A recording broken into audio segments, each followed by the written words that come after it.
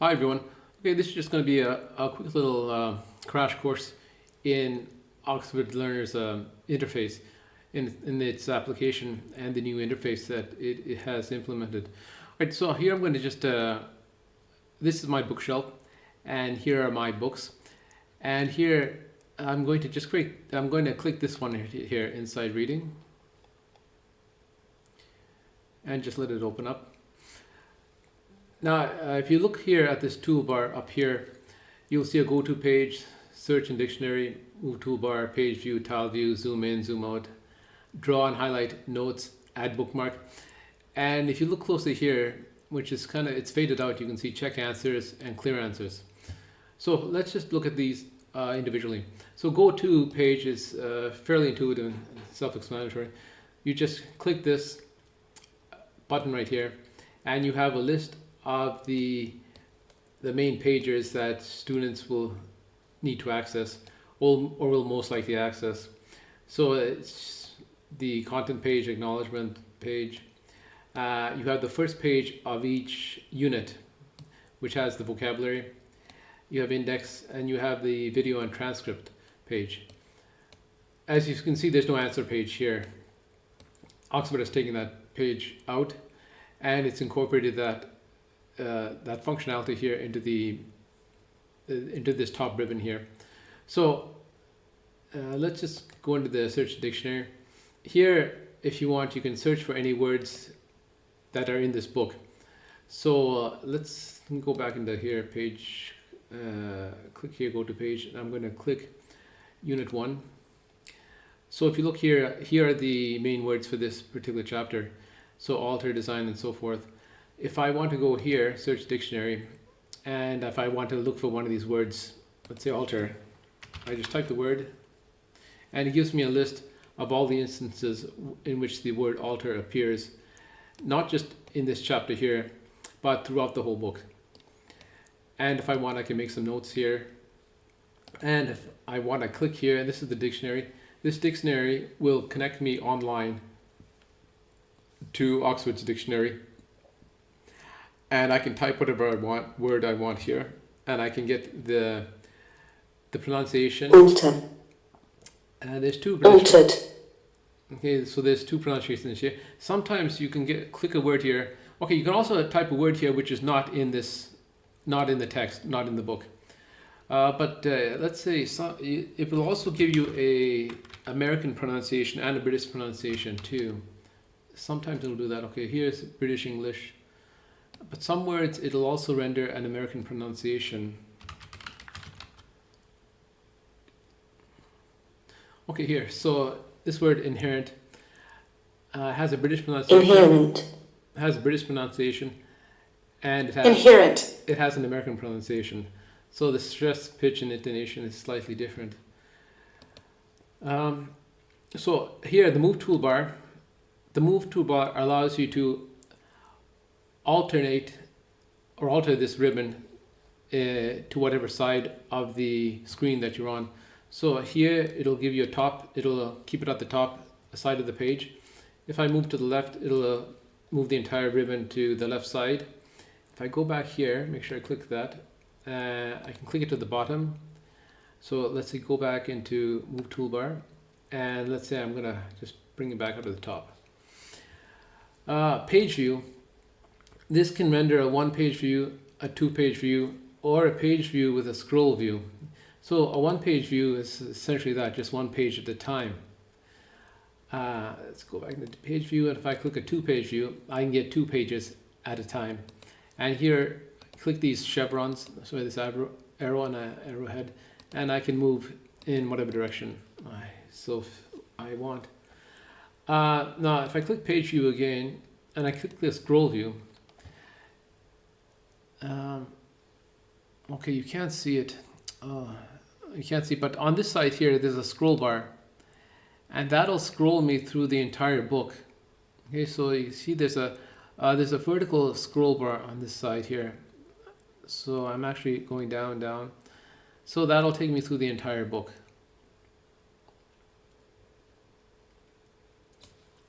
Let's just go back to Unit 1.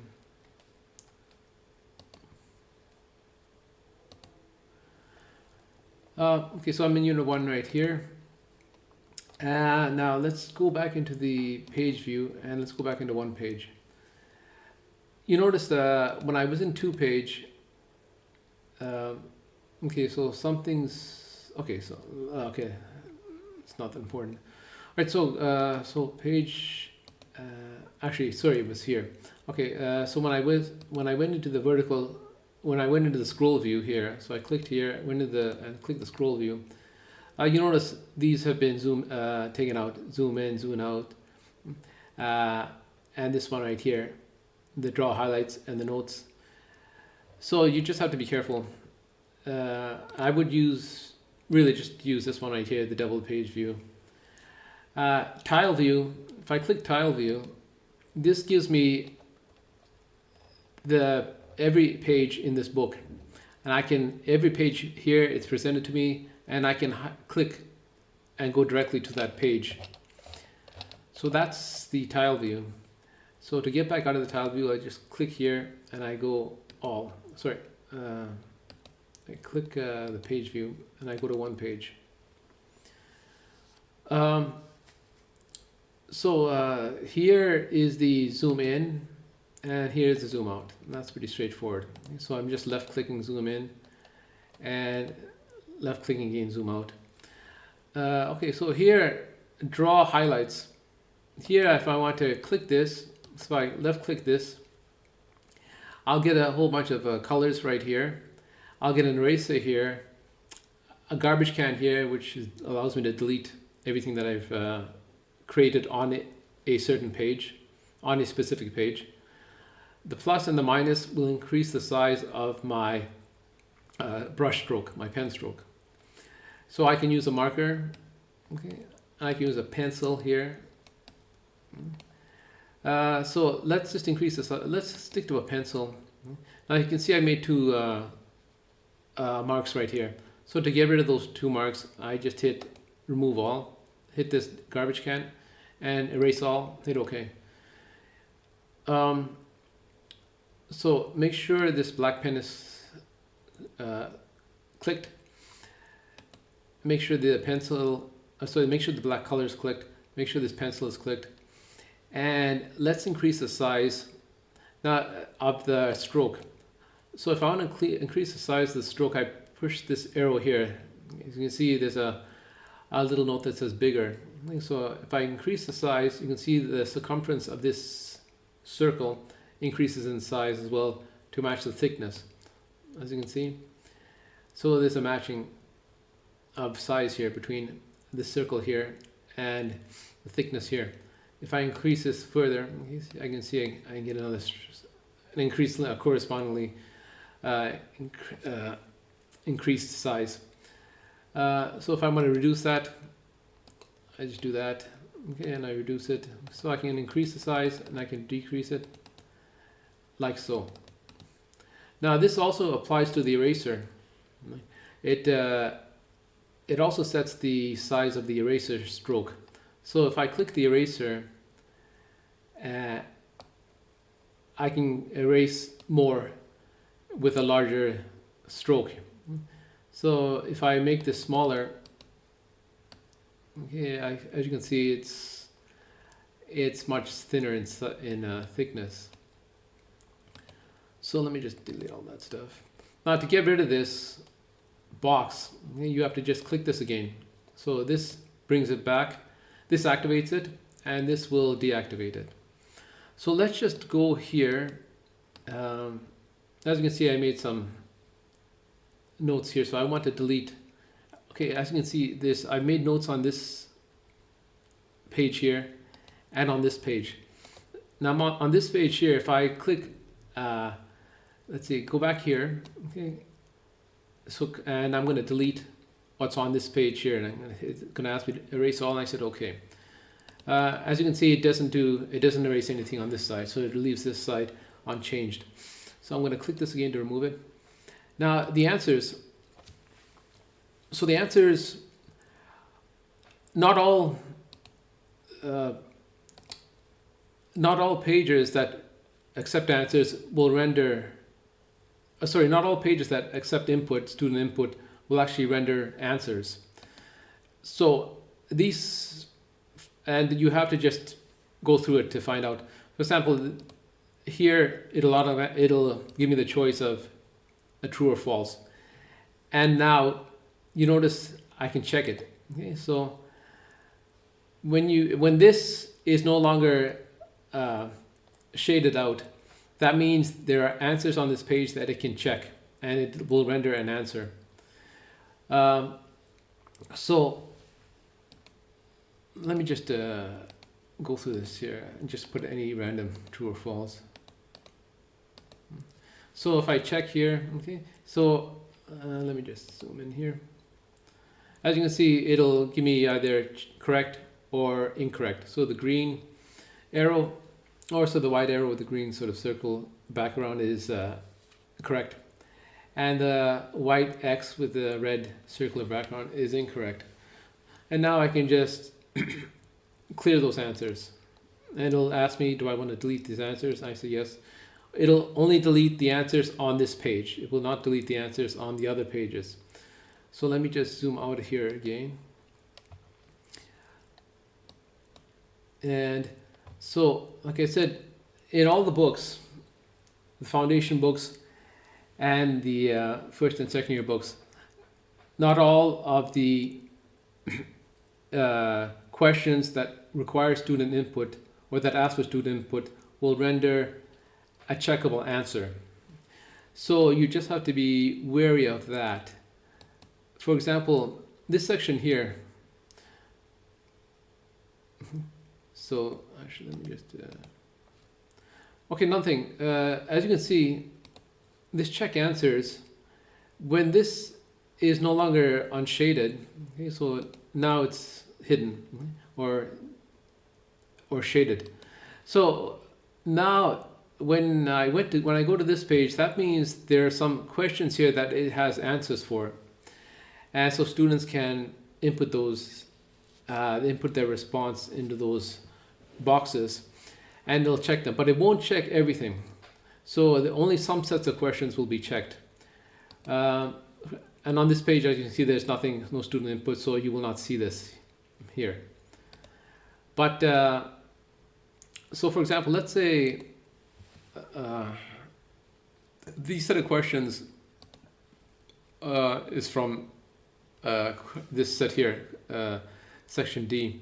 But I'm just going to show you something. So if I put a letter here, A or R, so and ER and whatever, G.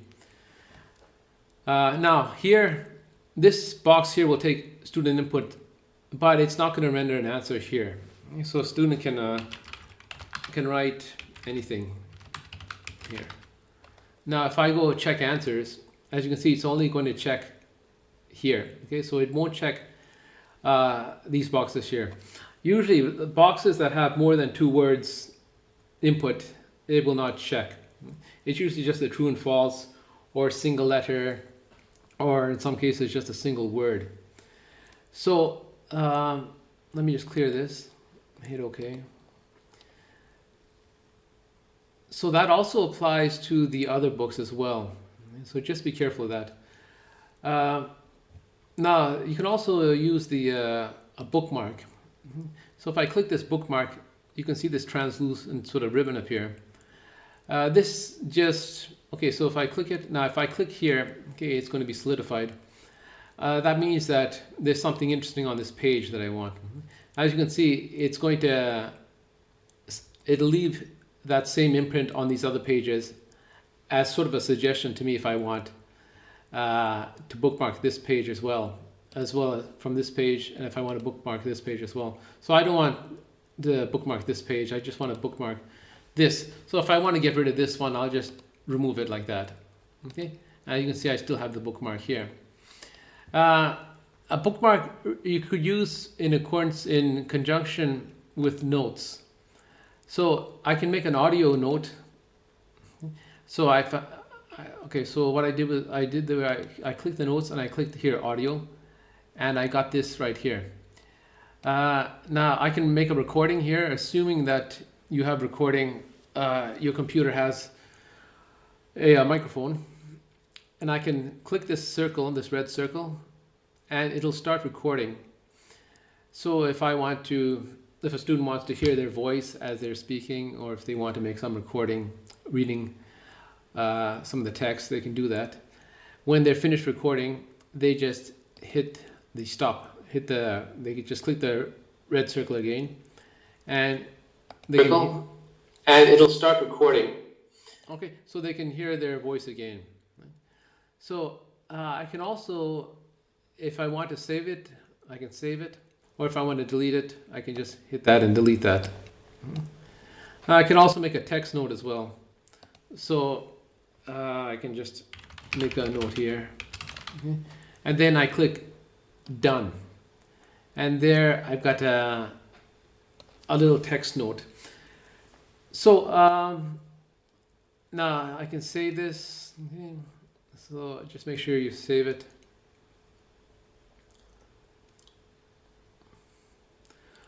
So once again, the main thing you have to look out for is